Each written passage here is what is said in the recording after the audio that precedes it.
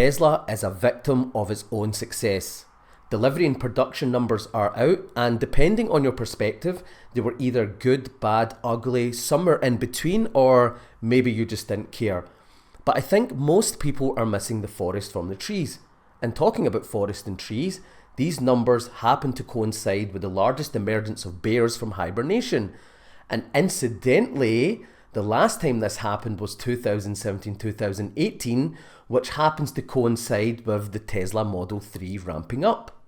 It's like that old saying, even a broken bear is right twice a decade. They say the stock market climbs a wall of worry. Well, I would argue that growth stocks, particularly disruptive growth stocks, don't only climb a wall of worry, but they have to survive a tsunami of doubt. They have to wade through an avalanche of uncertainty. Then they have to cross the river of fear before they even get to the wall of worry. And Tesla is no different. Make no mistake, Tesla is highly disruptive, and that is why companies like Tesla are not immune to this.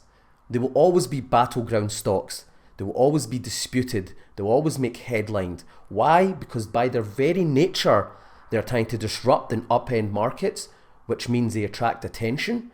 But as long-term investors, adding colour and perspective is the key here. When looking at electric cars, what we must realise is that Tesla is a leader. It maintains a high market share, particularly in North America and some European countries. Because it has a high market share, it has quickly grabbed the number of consumers at the price point, at the curve where we find ourselves, and therefore there may be some saturation. Now, that is not a bad or a good thing. It basically means it was the first to bring a compelling product at a price point where it captured a lot of the available consumers who want to purchase it now. So it is not a case of demand isn't there. It is a case of Tesla is a victim of its own success. And if you look at the history of any product being introduced to the market, it must follow a price adoption curve. When it is first introduced, not so many people can afford it. And to capture the number of people that can afford it, you must bring a compelling product at a good price, which they have done. They've captured large swathes of the market. To me, it is quite simple. We must ask ourselves the following. Is the world transitioning to EVs? Is it a mature market? The answer is the world is transitioning to electric vehicles and the market isn't mature. Therefore, I am not so worried that they have gotten ahead of themselves at this moment in time. However, if the market was mature and we had already transitioned to electric vehicles, then perhaps it would be a cause for concern. But we are nowhere near that point, nowhere near. So for me, this colour, this perspective is key. We must understand that it has gotten ahead of the adoption curve, which is a great thing. And because it is ahead, we would expect some cooling here and there. Did you really expect for it to be smooth sailing all the way up? Of course not. And Tesla, like I said, is a victim of its own success. And part of that success is that you will face hurdles as it is facing now. But the silver lining is when you do introduce a cheaper car, game over. Let's have a look at the used car market. We know that used cars are at very high numbers. And what does that mean? Well, consumers will be reluctant to buy new cars. Why? Because they can buy used cars. And because there is a lot of used cars, that means that the price is affected. So people who are either on the fence of buying a new car or wanted to buy one in the future, or perhaps who are waiting for the residual value of their used car to go up before they purchase a new one, they will all be affected, which in turn will affect vehicles around the world. So I think this is another, I wouldn't say cause for concern, but again, these are dynamics of marketplaces. These are dynamics of consumer behavior. These are the dynamics of capitalism. Let's actually think about these numbers, and we have three ways of looking at this, or three lenses from which we can view these numbers. Lens number one is Tesla's reasons for the miss. Lens number two is looking at the general car market. Reason number three is just some observations. So to wrap up, we need to look at these in the order of harm. And the order of harm goes from affordability price, which interest rates play a high factor in.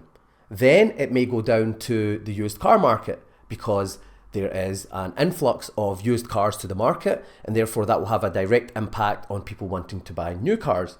After that, you may have a much smaller portion which doesn't know about Tesla or the affordability or things like that. It doesn't necessarily mean that they do not want to buy an electric car. The demand may be there, but the levers that to push them into purchasing the vehicle, they may not be enough, and that might be out of Tesla's hands, and no amount of advertising will be able to fix that. Therefore, it's just a consequence of the environment that we find ourselves in, the consequence of the natural progression of adoption curves, the consequence of being a market leader. So what am I doing? You may ask, you might not be asking. I'm going to tell you anyway. Well, the way I look at this is simple. I am a long-term investor, and Tesla is a conglomerate of startups. Why is that relevant? The reason it's relevant is because Tesla is working on so many things, and as much as we would like them to fully focus on each thing, there are a lot of aspects that are out of their control, quite frankly. And therefore, for me, what I'm looking at is, are all these conglomerate of startups, are they making progress? Are they making progress faster than if they were a standalone startup? Are they working at breakneck speed? Do they still embody the ethos of Tesla and its DNA at the core of their progression? And I believe they do. And whether that's the energy division, whether that's FSD being ready for prime time, whether that's Optimus, the way I look at it is you have to cut them some slack. It is a conglomerate of startups, and there are a lot of factors that they cannot control, like the ones we have mentioned: interest rates, used cars, advertising. But I think we must cut them the benefit down. Now, does that mean that it's perfect? No. Does that mean that there are changes that can be made? Perhaps.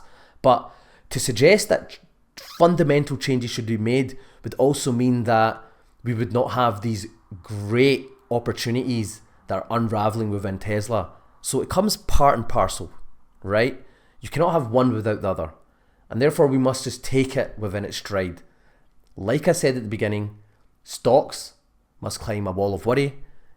Tesla must troll through an avalanche, cross a river, and then climb a wall.